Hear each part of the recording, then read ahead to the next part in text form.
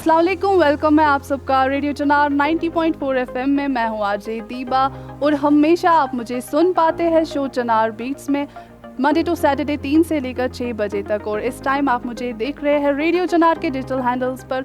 और हर बार की तरह आज भी हमारे साथ मौजूद है एक स्पेशल गेस्ट जो किसी तारुफ के मोहताज नहीं है। जी हाँ, हमारे साथ मौजूद है आज इमरान हंदवारा से, जो कि एक प्रोफेशनली लॉयर है और साथ ही साथ सोशल एक्टिविस्ट भी है। और क्या कुछ है इनकी ज़िंदगी का खास जानते हैं यहाँ पर बातचीत में इनके साथ। सर, फर्स्टली आपका बहुत बहुत वेलकम है रेडियो चनार में। शुक्रिया दीबा जी, मुझे यहाँ पे मदऊ करने के लिए। और मेरे लिए ये खुशकिस्मती की बात है, बायसे खुशी है कि मुझे इस मंच पे आने का मौका मिला। सर, आई नो आपको किसी इंट्रोडक्शन की ज़रूरत नहीं है, आपका काम ही आपकी पहचान है, लेकिन फिर भी मैं चाहती हूँ आप अपनी ज़ुबानी हमारे व्यूवर्स को थोड़ा सा अपने बारे में बताएं। जी, मेरा नाम इमरान है। मैं एक्सट्रीम नॉर्दर्न कश्मीर से हूँ, हंदवारा से, और मैं प्रोफेशनली एक लॉयर हूँ। जी सर, आपने बताया आप एक लॉयर है और साथ ही साथ आप एक सोशल एक्टिविस्ट भी है। तो कब से आप इस फील्ड में, और कैसे आपने ये डिसाइड कर लिया कि आपने एक लॉयर बनना है और साथ ही साथ सोशल एक्टिविस्ट भी?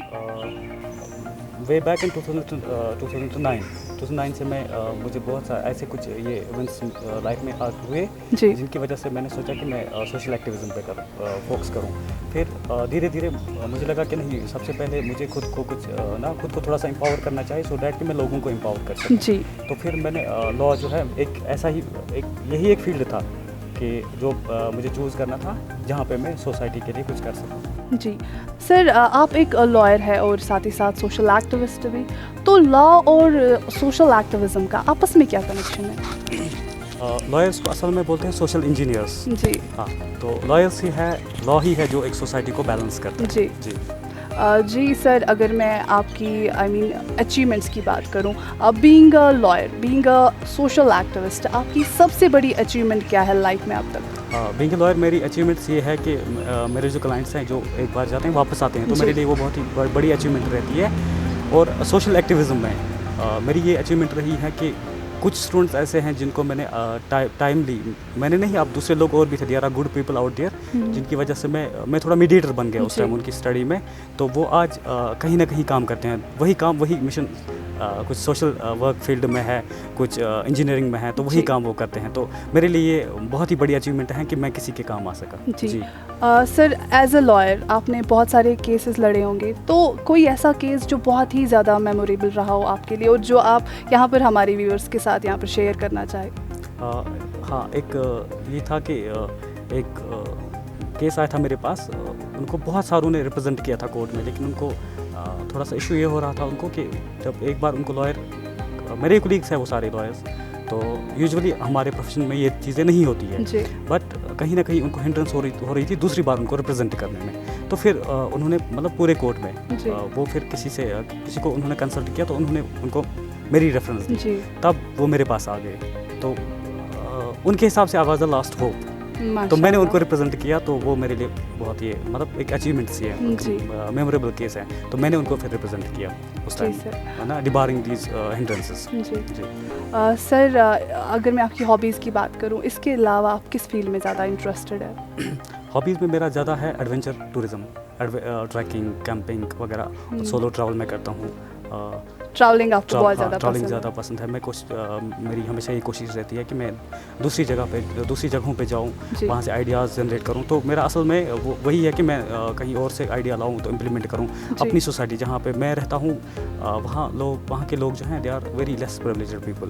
तो स्टडी के टाइम पे, मतलब जब मेरी ये हुई है, अर्ली स्कूलिंग जो हुई है गवर्नमेंट स्कूल में हुई है, लोकल स्कूल में, तो वो जो सब्जेक्ट्स उस टाइम थे, तो वही आज भी है। मतलब किसी बच्चे का ये प्रिविलेज नहीं है कि वो चाहता है कि वो सोशोलॉजी पढ़े, सोशल वर्क में जाए, लेकिन उसके पास वो सब्जेक्ट्स अवेलेबल नहीं रहते।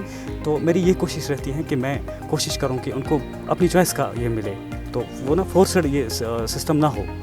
स्कूल्स में। जी सर, बहुत अच्छी बात है। सर मेरा ना आपसे एक और सवाल है, बीइंग अ सोशल एक्टिविस्ट आपने अपनी सोसाइटी के लिए क्या किया है? बिकॉज़ अगर हम अपनी सोसाइटी की बात करेंगे, आज का जो यूथ है हमारे, खासकर हमारे यंगस्टर्स कहीं ना कहीं इन्वॉल्व हो चुके हैं ड्रग एडिक्शन में, तो उस चीज़ के लिए आपने क्या कुछ स्टेप्स लिए हैं या क्या कुछ स्टेप्स आप आगे लेना चाहेंगे, उसके बारे में थोड़ा सा बताएं। अभी प्रेजेंट में मैं centre for research on public policy, एक हंदवारा बेस्ड ऑर्गेनाइजेशन है, अभी मैं उसमें एक एज लीड कोऑर्डिनेटर उसमें मैं काम कर रहा हूँ। तो पिछले 2 साल से हमारा जो उसमें मेन फोकस है वो है ड्रग इस पे अब्यूज़ पे, रिसोशलाइजेशन एंड रिहेबिलिटेशन पे। तो हमारी मतलब हमारा उसमें जो मिशन है इस टाइम, हम अवेयरनेस कैंप्स कर रहे हैं, उसमें लोगों को ये कर रहे हैं। तो उसमें इसमें बहुत सारी ये है, इजी एक्सेस है लोगों को, ड्रग्स जो हमारा यूथ है उनको इजी एक्सेस है। मतलब दिस इज़ वेरी अनफॉर्चुनेट कि मेडिसिन के लिए इजी एक्सेस नहीं है लोगों को, मतलब people are dying because of lack of medicine. But ये चीज़ें जो है they are easily available in the market. तो मतलब गवर्नमेंट का उस हिसाब से अभी कुछ ये है नहीं, ये मैं रिप्लेस नहीं कर रहा हूँ गवर्नमेंट को, मैं इन एडिशन टू गवर्नमेंट ये कर रहा हूँ। जहाँ पे गवर्नमेंट इम्प्लीमेंट नहीं कर पा रहा है तो हम वो चीज़ कर रहे हैं। अगर गवर्नमेंट लॉ इन्फोर्समेंट एजेंसीज अपना काम कर रहे हैं तो हम अवेयरनेस का ये कर रहे हैं, स्कूल्स में अवेयरनेस कर रहे हैं या मस्जिदों में जाते हैं, जो आइमा हजरात हैं हमारे इमाम साहब वगैरह जो होते हैं, तो उनके साथ ये हम करते हैं, क्योंकि हमें ग्रास रूट लेवल पे इसकी अवेयरनेस करनी है। हमें घर में जाके ये होना चाहिए कि फैमिली जो होगी उसके मतलब बच्चों को घर में ऐसी परवरिश मिलनी चाहिए कि इनके क्या मुज़र असरात हैं ड्रग्स। जी बिल्कुल। Sir being a social activist, being a lawyer, future में क्या कुछ खास आप करना चाहेंगे अपनी सोसाइटी के लिए, अपनी कंट्री के लिए? मेरा ड्रीम है कि कश्मीर जो है, मैं पूरी कंट्री की बात करूँगा लेकिन खासकर मैं कश्मीर की बात करूँगा कि कैंसर फ्री कश्मीर हो जी। तो उसके लिए जितना भी हमसे कंट्रीब्यूट हो सके हम करें, तो मेरा वो ड्रीम है जी। सर यूथ के लिए आपकी क्या मैसेज रहेगी, स्पेशली उनके लिए जो आप ही की तरह सोसाइटी के लिए, हमारी समाज के लिए आगे काम करना चाहेंगे? हाँ, मेरा यूथ के लिए ये मैसेज है कि डिस्करेज ना हो जाए किसी भी लाइफ पे, किसी भी स्टेज पे। टाइम डिमांड करता है, कुछ चीज़ें डिमांड करता है, कन्विक्शन डिमांड करता है, डेडिकेशन डिमांड करता है, वो चीज़ें हमने देनी है, बाकी टाइम पेज। जी सर, वन लास्ट क्वेश्चन, आप रेडियो चनार पर पहली बार आए और पहली बार यहाँ पर आकर और आरजे दीबा के साथ बात करके आपको कैसा लगा? मैं बहुत टाइम से रेडियो चनार को फॉलो कर रहा हूँ और स्पेशली मैं दीबा जी आपके ये जो वीडियोस होते हैं मैं उनको ये कर रहा हूँ, तो मेरा बड़ा शौक़ था ये, लेकिन मैंने सोचा नहीं था कि मेरा भी दिन आएगा। तो असल में वो दिन आ गया आज। और ये जो प्लेटफॉर्म है रेडियो चिनार, ऐसा मतलब नॉर्थ कश्मीर में होना एक बहुत ही अचीवमेंट है नॉर्थ कश्मीर के लोगों के लिए, कि यहाँ पे जो लोकल टैलेंट है वगैरह तो उसको बूस्ट करने का एक ज़रिया है। Thank you so much sir हमारे साथ यहाँ पर जुड़ने के लिए, थैंक यू।